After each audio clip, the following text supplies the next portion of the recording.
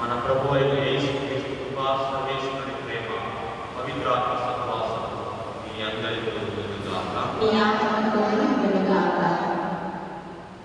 క్రీస్తునందు ప్రియ సహోదరి సహోదరులారా, తపస్సులన్నీ ప్రారంభించుకున్నాము.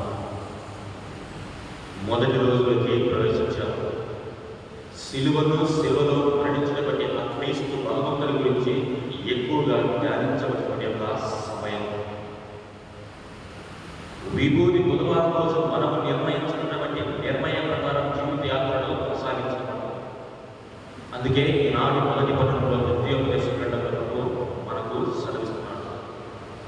మేలును మంచిని, కీడును అపాయములు మీ ముందు ఉంచి ఉన్నాను. నిర్ణయించినటువంటి నిర్ణయం ప్రకారం మంచిని ఎంచుకొని అనుసరించినప్పుడు ఫలాలతో ఫలించుకుంటాం. చెడు నిర్ణయించుకున్నప్పుడు నాశనాన్ని కొని తెచ్చుకుంటున్నాం. కనుక ఈ తపస్కారం అంతా కూడా ఆత్మీయమైన యాత్ర చేస్తున్నప్పుడు నీ సిలువను ఎత్తుకుని అనుసరించుకుంటున్నాను.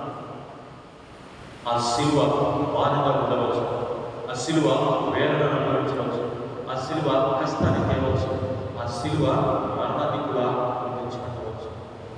ఆ సిలువను విశ్వాసపూర్వకంగా అంటి పెట్టుకుని ఉన్నప్పుడు ఇదిగో నీకు నిత్య జీవితము ఉండకుండా, కష్టాలు వచ్చినప్పుడు కృంగిపోకుండా, ఆ భారాన్ని భరించలేనటువంటి వదిలిపెట్టకుండా దాని మీద నమ్మకముగా ఆ యాత్రను కొనసాగించుకున్నప్పుడు నీకు అనుగ్రహం.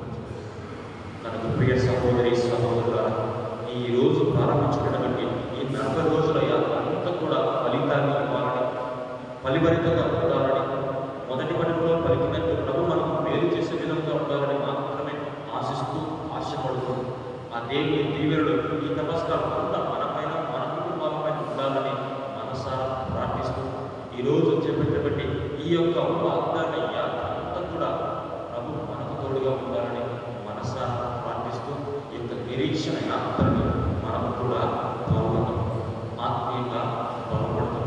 ఈ 40 రోజుల పాటు మోసేలాగా గ్రహించినటువంటి, నిర్ణయించినటువంటి, నాయకత్వం వచ్చినటువంటి ఈ పరిశుద్ధ గ్రంథ పఠనం మనకు నాయకులుగా ఆ అనుగ్రహం ప్రభు మనకు ఈ బలి పూజ ద్వారా ప్రసాదించాలని, మనము చేసినటువంటి పాపములు తప్పినవన్నీ కూడా